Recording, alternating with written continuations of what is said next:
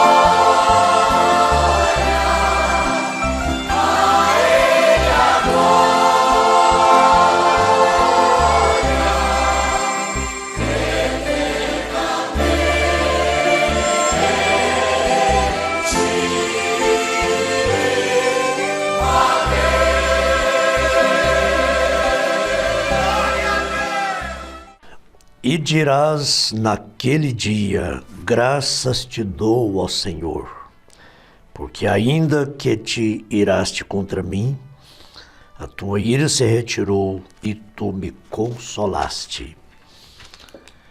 Eis que Deus é a minha salvação.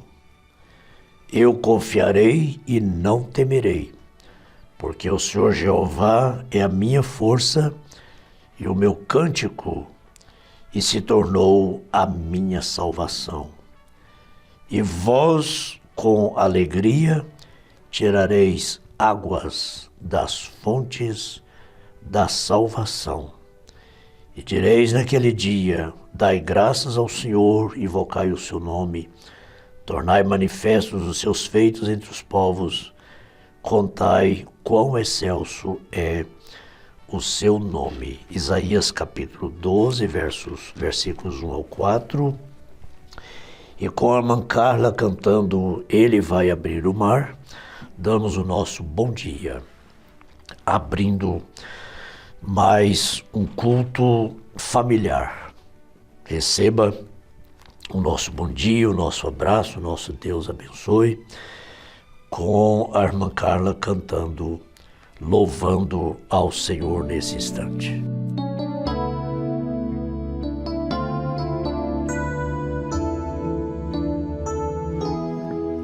Ultimamente teu coração anda apertado, mas saiba que Deus providência já tem tomado. E quanto mais o inimigo te ver ajoelhado, se enfurece e vem pra te desafiar. E quando ele pensa que vai te derrotar, o Senhor levanta do seu trono e o quadro começa a mudar. Ele vai abrir o mar quando não houver saída. Vai fazer o impossível, sua vitória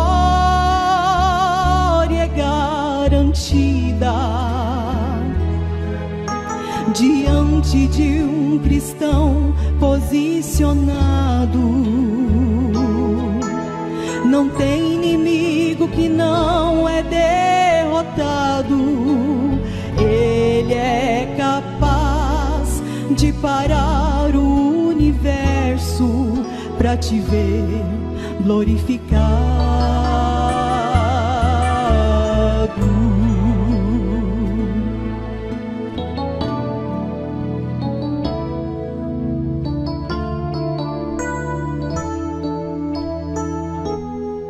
O inimigo quer te ver desistir, mas o lema de um cristão é prosseguir. Até em fornalha cristão já entrou, mas não temeram e o fogo nem queimou. E quando o anjo quis da causa cuidar, o Senhor se agradou tanto, disse pessoalmente: vou lá. Ele vai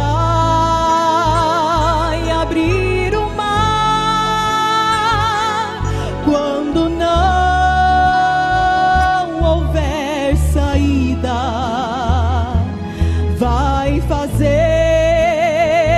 o impossível, sua vitória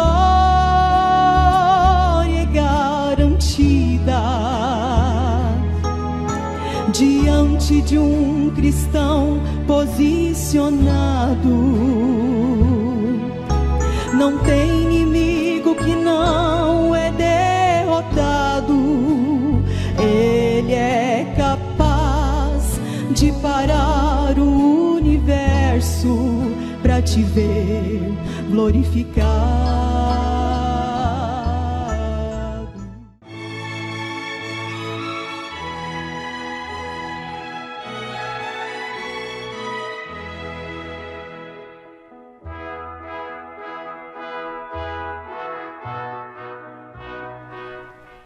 Ele vai abrir o mar.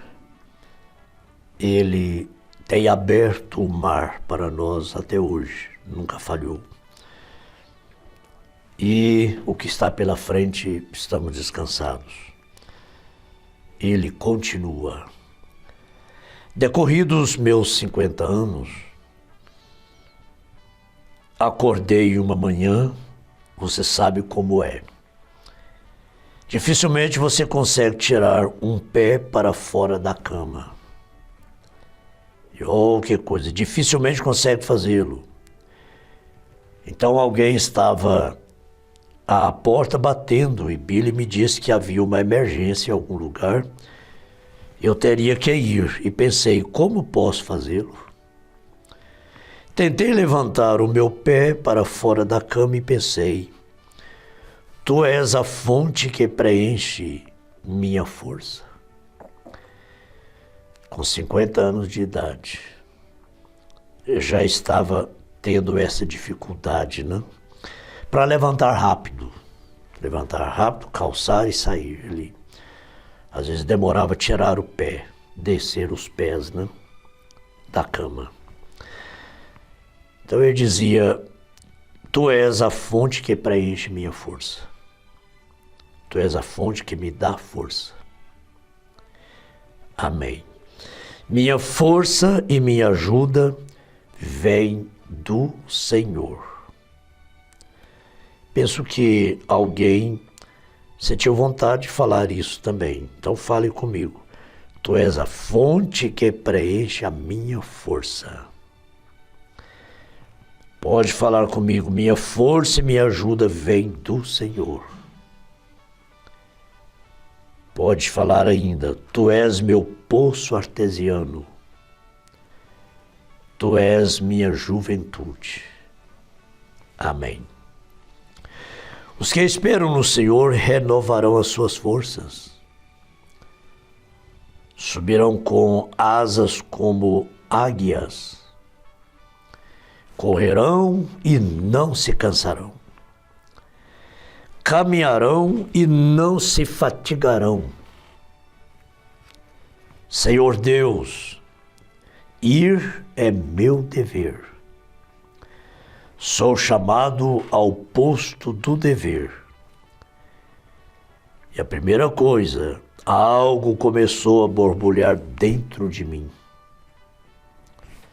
Outro dia eu estava no lugar tendo uma reunião lá em Kansas, Topeka, Kansas, e havia um rapaz, um jovem pregador, um de meus ministros, patrocinadores, o irmão Roy, assentado aqui, se lembra do lugar. Neste grande lugar ali estava um ministro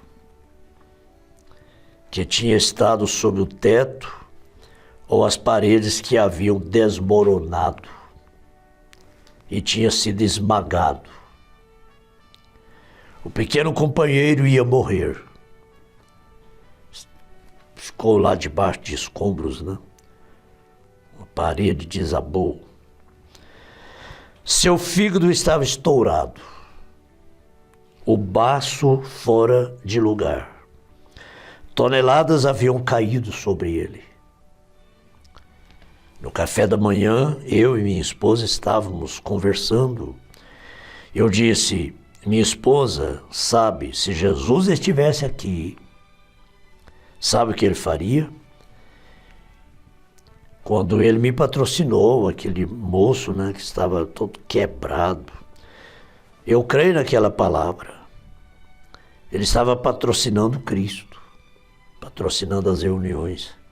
Aquilo foi uma armadilha do diabo. Se Jesus estivesse aqui, aquele irmão, um bom ministro que patrocinava esta reunião, e o inimigo foi em cima dele por causa disso. Foi uma armadilha. Se Jesus estivesse aqui, ele iria e colocaria suas mãos santas sobre ele. Aquele rapaz seria curado. O profeta conversando com a esposa. Não me importa se o fígado dele estava estourado. Ele seria curado, porque Jesus iria lá sabendo exatamente quem ele era. Ele reconheceria seu chamado. As escrituras corretas, vindicadas nele, o fazia reconhecer quem ele era, sem nenhuma sombra de dúvidas. Ele colocaria suas mãos sobre ele e diria, filho, seja curado. Levante-se daí. Eu disse, não há demônios no inferno suficientes para matar aquele rapaz então. Ele seria curado. O profeta meditando ali, comentando com a sua esposa. Mas eu disse, veja querida, seria Jesus. As mãos santas de Deus. Eu sou um pecador, nascido através do sexo. Meu pai e mãe, ambos eram pecadores. Eu simplesmente não sou bom para nada.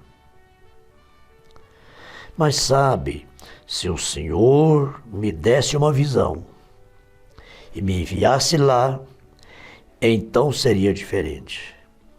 Eu iria lá, imporia minhas mãos sobre ele e ele sairia da cama. Se ele me desse uma visão. Afinal, comecei a pensar, se fosse uma visão, o que seria? Seriam as mesmas mãos sujas sobre ele. Se Deus me desse uma visão, eu orando por esse moço e ele sendo curado, qual diferença faria ele mostrar a visão? Porque eu seria as mesmas mãos. Seria o mesmo homem, as mesmas mãos sujas sobre ele, o mesmo homem, as mesmas mãos sujas, como homem, como humano. E pensei, sou o representante dele. Então Deus não me vê. Aquele sangue daquele justo que está lá sobre o altar é que faz a intercessão por mim. Ele é minha suficiência, minha oração, ele é minha vida. A única coisa que me faria colocar as mãos sobre ele era a fé. Porque tenho fé na visão. E sem a visão, a mesma fé faria a mesma coisa. Então posso considerar como sendo nada, mas o considero como meu tudo. Sempre que vou dedicar uma criança ou ministrar um casamento, eu falo isso. Às vezes eu falo isso. Minhas mãos não são dignas de pegar este bebê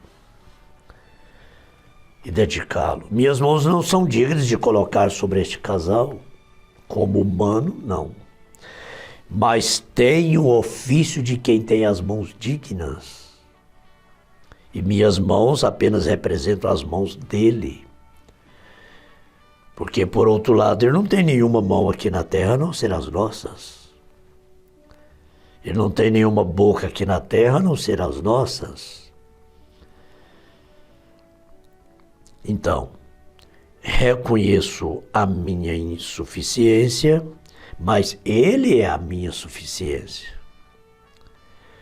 O considero como meu tudo. Não é no meu nome que eu vou orar pelas pessoas, é no nome dele. Não é no meu nome que os demônios vão ser expulsos, é no nome dele. Ele é minha vida. Ele é quem me comissiona.